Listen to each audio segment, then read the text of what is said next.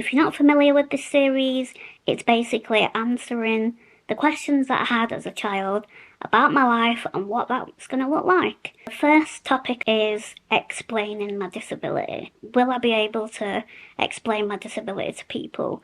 And will I want to? For those who don't know already, my disability is brittle bones, osteogenesis imperfecta type 3. And just to give you kind of context, obviously I talk about disability online a lot. It's what I do.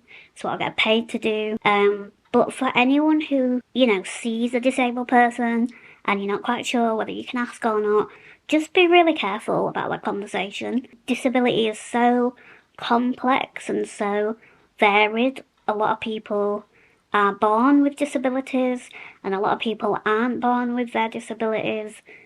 It can be temporary, it can be traumatic. So there's a lot of curiosity from non-disabled people about disabled people. So just be really careful when you're having that conversation. You've really got to build trust with people before you have that conversation. This is just my personal opinion, but whether you mean well or not, if you're in the middle of a supermarket, you don't want to be answering questions about your birth and what went wrong and all the pain that you've got. You know what I mean? There's a time and a place, and that's just not the time or the place.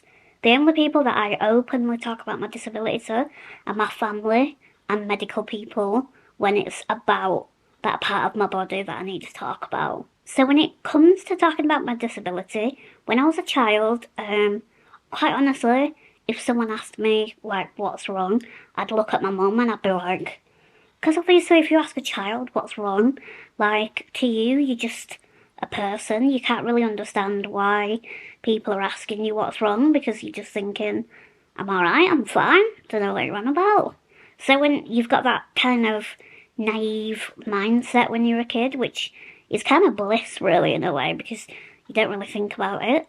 But obviously as you get older you realise that you are different and people will ask questions, and I suppose when I got to a teenager I was thinking, ugh, cringe, I don't want to be asked what my disability is, because you wanna be cool, you wanna be accepted, and older people coming up to you asking you weird, intrusive questions was a lot. So I think when I was a teenager I was thinking, oh, go away. That was genuinely my reaction because I just wanted to live life and keep my head down and just do what I wanted to do and be with my friends. At that point, it was very much like, leave me alone, I don't want to talk about this.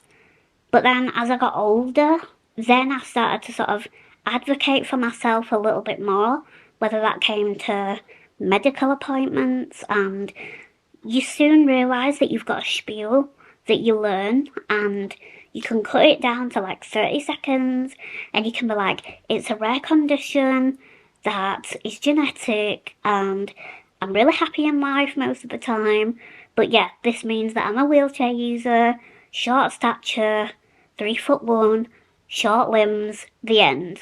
You kind of set your own boundaries as to what you want to talk about and what you don't want to talk about. And then just as I've got into my 30s, I would say, late 20s, 30s, it almost became my protected information. So I went from trying to please everybody, early 20s, telling everybody everything and educating everyone. But then I soon started to realise that that's exhausting. Not only is it exhausting, but it's I don't want to be reminded of the pain that I'm in sometimes and the differences that I have in my life, because it's just my life and I don't compare my life to other people's on a regular basis. But if everyone's asking me questions like, why do you do things this way and blah blah blah, yeah, so as I got to 30 I was just like, I'm just gonna do what I want, and if I don't want to answer a question, I'm not gonna answer. But not only that, I actually now answer back and say, I don't want to answer that.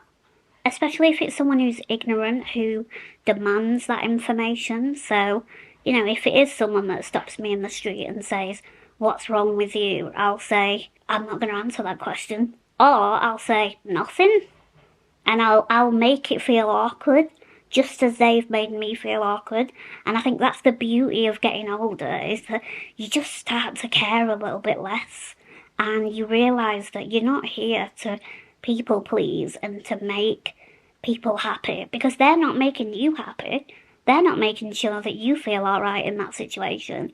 So why should you make them feel alright? So yeah, I think if I asked myself, will I be able to talk about my disability? Yes, I will. I will have got my spiel down. I will feel confident in myself. I'll feel proud of my disability, which is another video that we can do. But I'm not just going to give my information to everybody. Ironically, I'm doing this on the internet. But, as in, people have got to gain my trust in person before I have these conversations. And that's okay. Your information is your information, and you are allowed to live a life that's not just to educate everyone else.